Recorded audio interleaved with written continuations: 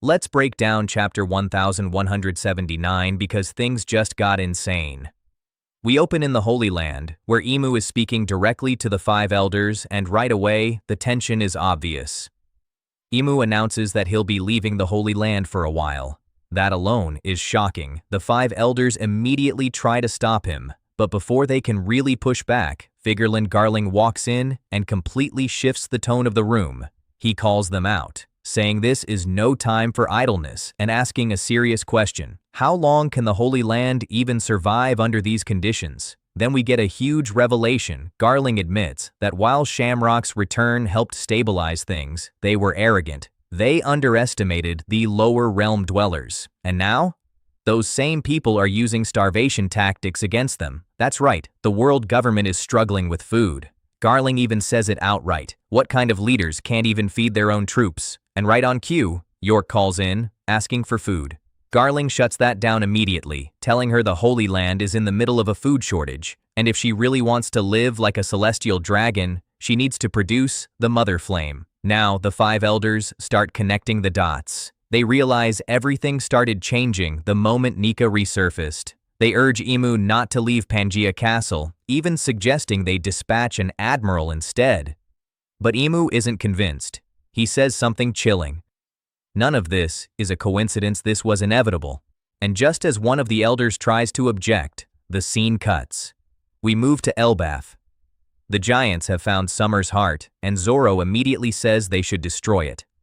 Jinbei, meanwhile, is trying to track down Chopper to heal Usopp and Brook. Sanji? He's busy clashing with Killingham, arguing, as usual. But then, everything changes. Nami notices a black fog coming from the castle, and suddenly, a massive burst of Conqueror's haki erupts. We cut back to the throne room. Imu has arrived, but something's wrong. He's coughing up blood. Then chaos breaks out across the castle, and finally we get one of the biggest reveals yet. The true figure behind the world government, one of the original 20 kings, the king of the world, Saint Nerona Imu. And with that, chapter 1179 ends.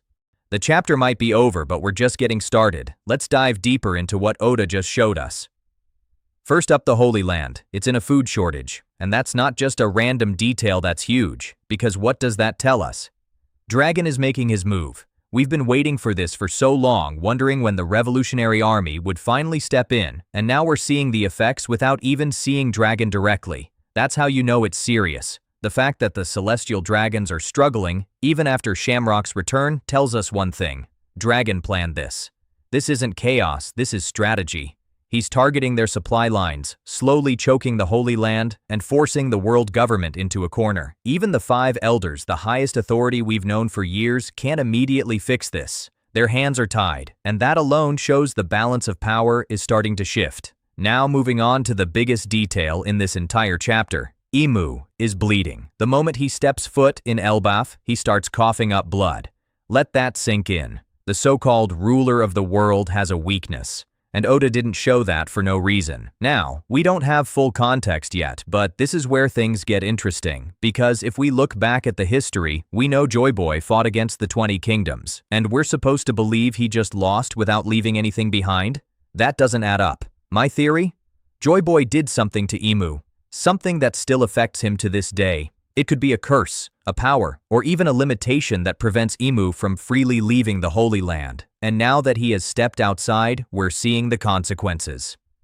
But here's where it gets even deeper. Imu's weakness might actually connect to the One Piece itself. We already know from Vegapunk, the one who claims the One Piece will claim the world. So what if it's not just about power or control? What if the One Piece can actually cure Imu? That would completely change the stakes, because now, it's not just pirates racing for the final treasure, it's the ruler of the world, possibly trying to save himself. And if that's true, then this final saga just became way bigger than we imagined. That's all for today's video. Drop a like, and let me know your theory in the comments. What do you think?